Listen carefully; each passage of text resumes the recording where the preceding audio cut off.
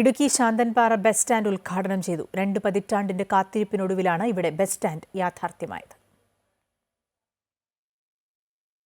2000-ലാണ് പൂപ്പാറ കുമളി സംസ്ഥാന പാതയോട് ചേർന്ന് ശാന്തൻപാറയിൽ സ്ഥലം ഏറ്റെടുത്ത് ബസ് സ്റ്റാൻഡ് നിർമ്മാണം ആരംഭിച്ചത്. പഞ്ചായത്തിന്റെ ആസ്തി വികസന ഫണ്ട്, MLA, MP ഫണ്ടുകൾ എന്നിവ ഉൾപ്പെടെ 80 ലക്ഷത്തോളം രൂപ മുടക്കിയായിരുന്നു നിർമ്മാണം. കംഫർട്ട് സ്റ്റേഷനും കടമുറികളും ഉൾപ്പെടെയുള്ള അടിസ്ഥാന സൗകര്യങ്ങളും ഒരുക്കി. എന്നാൽ വൈദ്യുതി കണക്ഷൻ ലഭിക്കാതെ വർഷങ്ങളോളം സ്റ്റാൻഡ് ഉപയോഗശൂന്യമായി കിടന്നു. ഗതാഗത വകുപ്പിന്റെ അനുമതി ലഭിക്കാത്തതും പ്രവർത്തനം ആരംഭിക്കുന്നതിന് തടസ്സമായി. തുടർന്ന് RTOയുടെ നേതൃത്വത്തിൽ യോഗം ചേർന്ന് പ്രവർത്തന അനുമതി നൽകുകയായിരുന്നു. ഉടുമ്പൻചോല MLA MM മണി ബസ് സ്റ്റാൻഡ് ഉദ്ഘാടനം ചെയ്തു.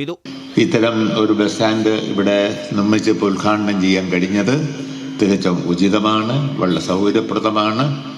അല്ലെങ്കിൽ ഇപ്പോൾ വഴിയരിയിൽ നിൽക്കണം. പൂപ്പാറയാണ് അവിടെ വഴിയരി, അവിടെ ബസ് സ്റ്റാൻഡ് ഇല്ല. ഇവിടെ ഇപ്പം ശാന്തൻപാറ ടൗണിൽ അവിടെ നിൽക്കാൻ പോലും ഇടയില്ല.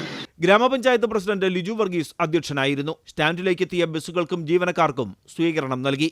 അമൃത ന്യൂസ്, ഇടുക്കി.